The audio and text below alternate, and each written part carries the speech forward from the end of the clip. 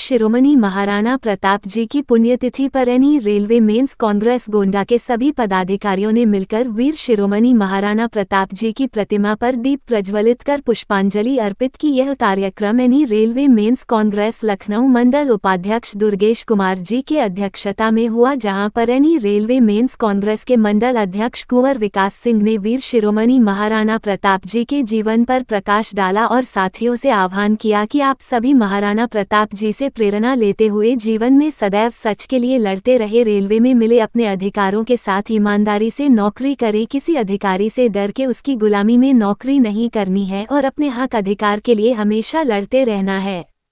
Gonda engineering शाखा संरक्षक प्रियकांत तिवारी जी ने कहा कि हम सबको एक होकर अपने हक अधिकार के लिए लड़ना होगा और इस लड़ाई में हम सब एक हैं। इंजीनियरिंग शाखा मंत्री उदित यादव जी ने भी अपनी बात रखते हुए कहा कि हमें अपने सही इतिहास को जानना होगा और साथ ही हमें एकजुट होकर लड़ना होगा। इस कार्यक्रम में महेंद्र सिंह जी, चंदन कुमार जी, जियालाल चौहान जी, शार्दुल ठाकुर जी, रणविजय सिंह जी, भुवनेश्वर शुक्ला जी, शशांक गुप्ता जी, अमरनाथ चौहान जी, सुधीर कुमार जी, मुन्ना मिश्रा जी, ब्रिजेश जायसवाल जी, गणेश यादव जी, मोहनलाल जी आदि साथी मौजूद रहे एवं विश्वमणि महाराणा प्रताप जी की प्रतिमा पर पुष्प अर्पित किए एवं दीप प्रज्वलित किए। जय, बोले अखंड भारत की जय, बोले अखंड भारत की जय। जय भवानी, जय भवानी, जय भवानी, जय भवानी, जय भवानी, जय भवानी। एनपीएस के दो दलाल एम राघवैया शिव गोपाल, एनपीएस के दो दलाल एम राघवैया शिव गोपाल। आज वो आ रहे हैं हमारे बीच में, कह रहे हैं हम आपको ओपीएस दिलाएंगे।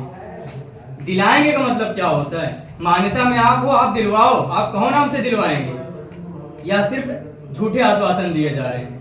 आज ट्रैकमैन कर्मचारी को अभी जल्दी से उन्होंने कहा, उनका यूनियन आज तक प्रचार करता रहा कि ट्रैकमैन का प्रमोशन 4200 पे ग्रेड में करा दिया गया है, लेकिन अभी जल्द ही तहरीर भोज के नाम पर ऐशबाग में कोई कार्यक्रम हुआ था लखनऊ में, और वहां उन्होंने कहा है कि आप लोग को 2800 मिल गया है, ईश्वर से लौ लगाए रखिए।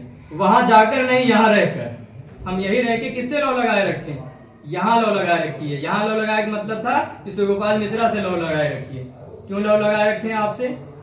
इतने दिन से आपको मान्यता में इसलिए नहीं बैठाया गया कि हम आपसे लौ लगाए रखें, आपसे उम्मीद किए रखें। हमने इसलिए मान्यता में आपको बैठाया था कि आप हमारे मुद्दों को लेकर रेलवे बोर्ड के सामने जाएंगे, बैठेंगे, बात रखेंगे और उसको इम्प्लीमेंट कराएंगे। और ऐसी मांग हम नहीं कर रहे हैं जो कि हम अलग से ले रहे हैं। 4200 पे ग्रेड ग्रुप डी की एक एग्जाम की वैकेंसी होती है, उसकी पात्रता होती है क्लास 10 पास। सभी कर्मचारी क्लास 10 पास होकर ग्रुप डी में आते हैं और जब यहाँ पर भर्ती हो जाते हैं, ज्वाइनिंग हो जाती है, तब पता चलता है ट्रैकमैन कैडर ऐसा है जिसमें प्रमोशन सिर्फ 2800 तक है। क्योंकि इसको श्री गोपाल मिश्रा जी की कहने की वजह से ट्रैकमैन 1, ट्रैकमैन 2, ट्रैकमैन 3, ट्रैकमैन 4 बनाया गया। 50% 1800, 20% 1900, 20% 2400, 10% 2800 में। तो भाई हमारे लिए तो कोई परसेंट ही नहीं डिसाइड है कितने 4200 में जाएंगे। तो पहले तो परसेंटेज डिसाइड कराओ हमारा। और फिर जब समानता का अधिकार दिया गया ग्रुप डी के कर्मचारियों को प्रमोशन का, 2017 में जब चीजें बदली, जब समानता का अधिकार लग गया, तो हमें उससे वंचित क्यों रखा गया भाई? 2017 तक तो सारे ट्रैकमैन पढ़े लिखे आ गए थे। जब सारे पढ़ा लिखा कर्मचारी आ गया, एक एग्जाम दे के आया है, समान योग्यता उसके लिए निर्धारित की गई, तो सबको 4200 और हमको 2800 क्यों?